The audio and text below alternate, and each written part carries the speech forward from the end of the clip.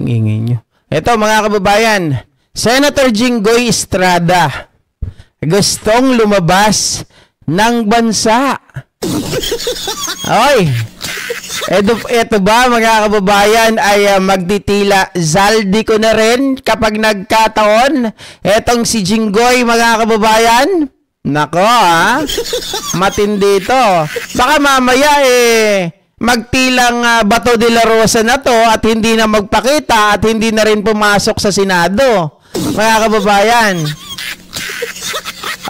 dahil ba malapit na ang December 15 na ipinangako mga kababayan ng ating Pangulo na magkakaroon, alam naman natin meron ng mga tao na pinagdadadampot, 'di ba? Mga kababayan, susunod na ba itong mga senador na to?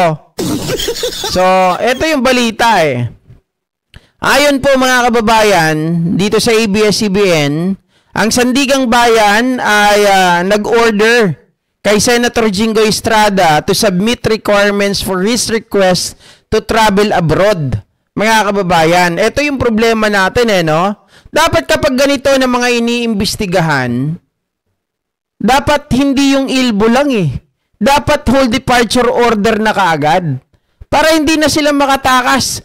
Kasi naman, kapag mga ganito ilbo, mga kababayan, ang ano mo dyan, ipapataw mo lang sa kanila, monitoring lang yan Pero hindi pa rin ito pwedeng mag-hold sa kanila. 'Di ba? To fly abroad, mga kababayan, or to go abroad. Sabi dito ng Sandigang Bayan, ino-orderan si Jinggoy Estrada na mag-submit ng requirements. Ibig sabihin, si Jinggoy ay nag-request mga kababayan na pumunta ng ibang bansa. Tama? Siya ay nag-request na pumunta ng ibang bansa. Ito yun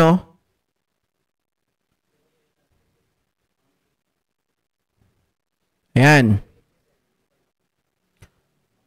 The Anti-Graft Court's 5th Division, chaired by Associate Justice Enerhito or Gito, gave Estrada 5 days to submit requirements including an itinerary, hotel, booking details, authority to travel, and affidavit of undertaking. Estrada's camp earlier filed a motion to be allowed to travel to Japan from December 26 to 31. He also requested to travel to Norway, Iceland, and Austria from January 5 to January 15. The prosecution argued that Estrada is included in the Immigration Lookout Bulletin Order or ILBO request over his alleged involvement in the flood control anomaly. Estrada, who attended the hearing via video conference, is still facing plunder and graft charges over alleged misuse of his PDAF. Hindi pa pala natatapos din yun, mga kababayan? Yung kanyang PDAF. Ito mga ka-GP Natics, Immigration Lookout Bulletin Order. Monitoring lang. 'Di ba? Paano itong mga ito kapag hindi na bumalik? Pag pinayagan mo para mag-flight, tapos hindi na bumalik, ano mangyayari? Sino nga habulin natin ngayon? Sinong ipapakulong? At nagtataka tayo, 'di ba? Ma'am Naomi, dapat talaga hindi na payagan. Kasi baka hindi na bumalik Kasi yung batas natin, masyadong malambot. Pagdating sa bagay na yan, iniimbestigahan nga natin 'Di ba? Kasi mga kababayan, kapag nakalipad na tong mga to, merong consequences na pwedeng hindi na bumalik. Tayo ba isusugal pa? 'Di ba? Tayo ba isusugal pa? Yun kasi ang problema GP, tama ka, yun ang problema. Ilbo lang. Hindi ito whole departure order. Dapat nga, mga kababayan, itong mga mambabatas natin, itong Justice Department, gumawa na sila ng aksyon hinggil sa mga bagay na to, na dapat, kapag ang isang tao ay iniimbestigahan, automatic dapat whole departure order kaagad. Di ba? Mas maganda yon kasi mape-prevent nun mga kababayan, yung mga taong gustong tumakas sa responsibilidad at yung mga taong gustong tumakas sa kanila pong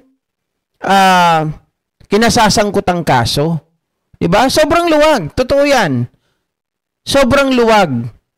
Kaya, tinatarantado lang tayo ng mga salarin na to. At isa pa, mga ka-GPnatic, sinasamantala din yan ng mga abogado ng mga salarin na to. Kita nyo naman, si Cassandra Ong. Oh, hinahanap na ngayon. Etong si Ronalyn Baterna, hinahanap ngayon. Hindi natin alam kung mga buhay pa yung mga yan. Baka mga pinagchuchugi na yan, di ba? Oh. Pag nakaalis na, tama ka, Papa Cho, ang hirap nang pabalikin yan. Hindi naman palaging Interpol. Paano kapag itong mga to, kagaya niyan? Mga kababayan, nakasulat dito, pupunta siya ng Norway, Iceland, tapos Austria. Oh, mga ka-GPnatics. Oh, pag pumunta siya dyan sa mga yan, ay baka mag-alahari Rocky to. Pagdating ng panahon, magsisik ng asylum doon. Oh, political asylum kasi sabihin, mga kababayan, sila ay pinupolitika. Oh. So paano mangyayari doon? Paano natin pababalikin na naman yun? Mahihirapan na naman tayo. In fact, kaya hindi ko... yes, tama. Hindi ako nagbablog nung nakaraan. Pero kung ako magbablog, hinggil doon kay Harry Roque, sasabihin ko talaga, mga kababayan, na mahihirapan talaga tayo. Kasi... ngayon, sa kasalukuyan, si Harry Roque, nagsisik pa rin ng asylum. Kaya kahit nasabihin natin, nakipag-usap na yung PAOK sa Interpol para kay Roque, walang mangyayari doon, mga kababayan, kasi mismong gobyerno, di ba? Ng Dutch government.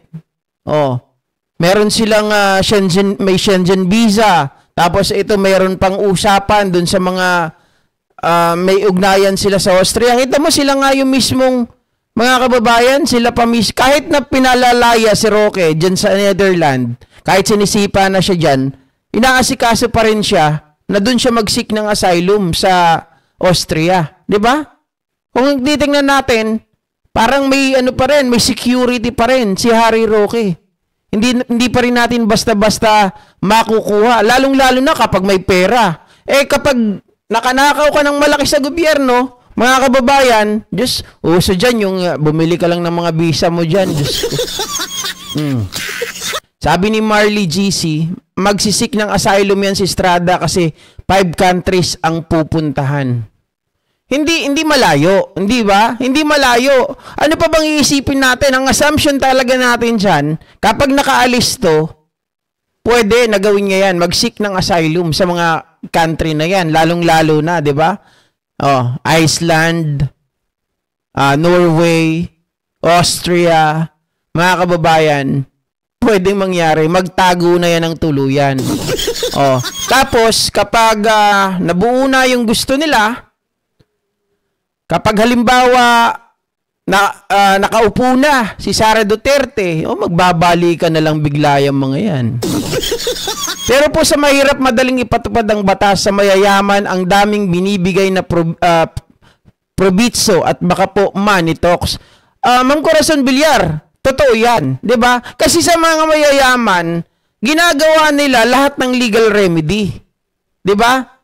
Lalong-lalo na yung pagdating sa technicality. Lagi yan, nakakalusot. 'Di ba? Kasi may mga pera, kaya nilang ilaban hanggang dulo. Kaya nilang patagalin. Pero sa mga walang pera, kagaya po natin, simpleng-simple lang. Sandali lang, kinabukasan, kulong na kagad tayo. Tingin ko rin, Ma'am Carmelita Soriano, sa pag-iikot niya yan sa daming bansa na yan, malamang ang mangyayari ay maghahanap siya. Naikutan niya yung mga bansa na yan. Baka pwede ako mag-seek ng asylum sa inyo. Pwede ako mag-seek ng asylum sa inyo. Pwede ako mag-seek ng asylum sa inyo. Diba? Pwede naman ganun pagsabay-sabayin. Sabi nga nila, mga kababayan, more chances kapag mas marami kang in-applyan. Ginagamit pa ang asylum para makatakas sa kaso. Yan ang totoo. Kasi nalalapit na. Ilang araw na lang, mga kababayan. Meron ba tayong, ang November natin is hanggang 30 lang. So, 2 araw na lang, 3 araw, December na. December 15 ang target, mga kababayan, na marami pang uulihin. Hindi yan pinangalanan. Pero, inilabas yan ng Pangulo na kinatakutan yan ng mga DDS. Nakipag-away pa dyan si Attorney Sus Palsis. I mean, nakipag-debate pa kay Attorney Panelo, di ba? Hi, Ma'am Lilian Rubrera, shoutout. Si Bato, andun lang yan sa kanila sa ilalim ng lupa. Palagay ko, nandun lang yan sa KOJC. Di ba? Sabi niya wala siyang kasalanan. Bakit may pagtakas? Well, so far, hindi naman natin masasabing pagtakas. But it appears to us, mga kababayan, na yan ay, di ba, talagang gusto nilang takasan yung kanilang problema. Whether na i-deny nila yan, kahit i-deny nila, iba pa rin ang iisipin ng tao. Di ba, mga kababayan? May kinaharap kayong kaso eh. So dapat, you have to stay. You should stay in our country. Dapat yan talaga eh. Sa DFA, sa DOJ, mga kababayan, Sandigan Bayan, kung kahit anumang mga authority na yan na pwedeng magpa-stop sa kanila sa pag-alis ng bansa, dapat gawin ninyo. Diba? Yung mga bagay na talagang hindi pagpayag basta-basta kasi nga mahirap nang mapabalik ang mga yan. Paano nyo pa kakasuhan? Ma'am Eva Sales, malaki buloy si Stone Bato, Mr. Punch. Kaya nga kahapon parang naiinis na si sa kanya Parang naiinis na si Tito Soto, mga kababayan, kasi siya ang kumuha ng posisyon na yun 'Di ba, lalong lang magdepensahan ang DND sa kanilang budget, tapos biglang mga kababayan nawala na lang, di man lang nagpaalam. Ayaw niya 3 beses makulong, kaya tatakas na lang. Diyos ka, mga kababayan, ano pang nangyayari sa atin dito sa Pilipinas, di ba? Pag ganyan ng ganyan, ano pang gagawin natin dito sa Pilipinas? Kung walang hindi po lalagyan ng kamay na bakal o hindi po titigasan ang batas, masyadong maluwag. Ang wag na lang nilang mapupuntahan na bansa para magtago ay China, Russia, Malaysia at Portugal, dahil wala tayong diplomatic ties sa mga bansang ito para mapabilis ang pag-aresto sa kanila. Hindi rin kontra to Longges. Kahit na sabihin natin wala tayong diplomatic ties sa mga bansa na to, may mga bansa din naman na mayroon tayong diplomatic ties, pero hindi natin basta-basta mapapauwi kapag sila ay asylum seeker. 'Di ba? Katulad diyan sa Europe.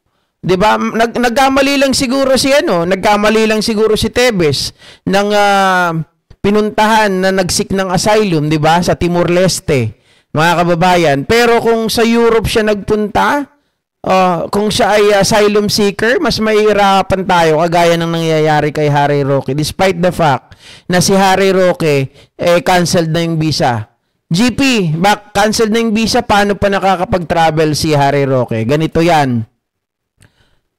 Sa pagkakaalam ko, nung siya ay nag-seek ng asylum, mga kababayan, yung kanyang pasaporte ay sinasabit niya yan kasama ng pag-seek ng asylum, kasama sa mga requirements. So therefore, dahil siya ay nagsisik ng asylum, sila na ngayon, mga kababayan, ang may hawak kay Harry Roque. Kumbaga, kailangan nilang pangalagaan ito hanggat hindi po lumalabas yung resulta ng kanyang asylum request. So, dahil nga po, kalimutan ko yung terminology, dyan sa Europe, di ba, lahat diyan, Austria, Netherlands, yan sila, mga kababayan, ay nagtuturuan yan. Kumbaga sila ay pinoprotektahan nila yung mga nagsisik ng asylum. Kaya hindi basta-basta rin pwedeng hulihin yan si Harry Roque. Kita nyo nga, although siya ay inescortan ng Dutch police, mga kababayan, di ba? Doesn't mean na siya ay uhulihin. Hindi basta-basta. May protection.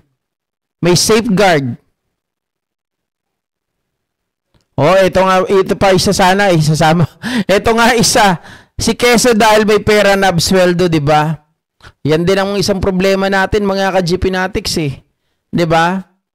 Sa totoo lang, ang butas kasi nito, Ma'am Corazon Villar, although yung abogado na nag-file ng case against Escudero, ay meron siyang hinala kasi nga kasabay ng pagkawala ng pera ng kanilang kumpanya, yung kumpanya ni Lawrence Lubiano, ay kasabay din nun yung pag-aabot ng pera dito kay Escudero. Pero hindi kasi napatunayan nandoon nang galing yung pera na inabot kay Escudero. Yun ang katotohanan. Pero sana, mas patigasin ng COMELEC sa susunod na kapag halimbawa ang isang contractor, whether, mga kababayan, kasi nagagamit nakakalusot.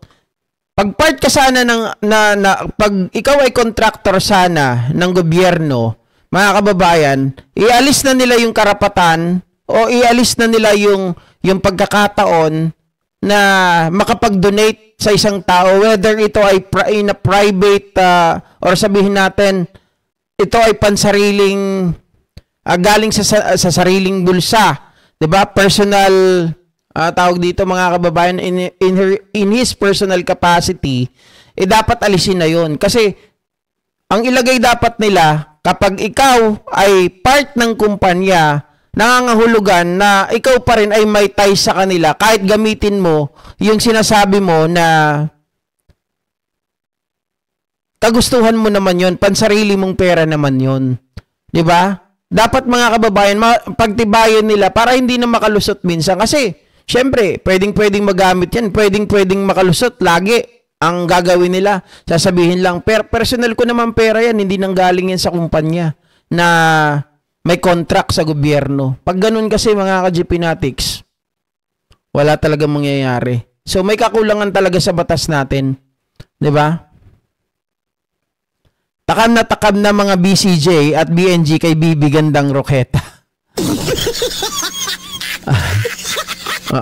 Since rejected ni asylum ni Roque sa Netherlands, kaya wala ng karapatan si Roque mag-stay pa. In fact, mga kababayan, dun sa ruling nila, hindi yan, ang alam ko hindi yan sa Netherlands talaga si Roque nag-seek ng asylum.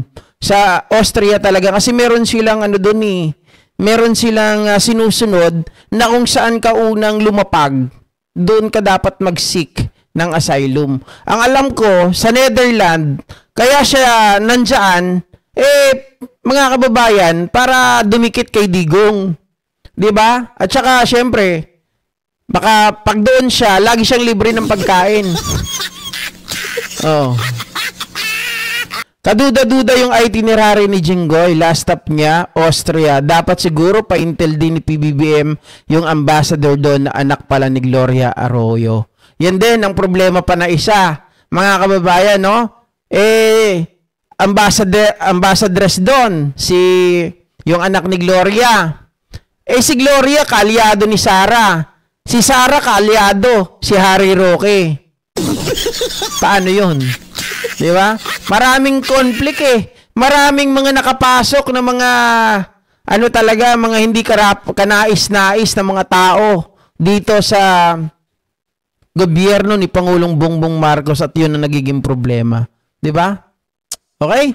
So ayan, mga kababayan, 1 oras lang talaga tayo muna, no? At medyo nag-a-adjust pa tayo, pero hoping, mga kababayan, itong pagbabalik natin, makaipon tayo kaagad para maayos na yung natin, yung paningin natin. Okay? 120,000 kailangan nating bunuin para tayo, LASIK surgery. Okay? So, pero tuloy-tuloy naman yung natin, pag-gym. Kaya medyo kita nyo lumalapad na tayo. Okay? Maraming salamat ulit sa inyong lahat mga kababayan. Magkita-kita po tayo sa mga susunod na mga live streaming natin at mag-aabang tayo mamaya ha, sa live streaming ng resulta ng final decision ng interim release ni Digong Duterte mga kababayan. Okay? Bye-bye. Inutil talaga mga taga-Comelec. Correct. Oo. Paano ba naman? Paano kasi mga ka-GP Natics yung dito kay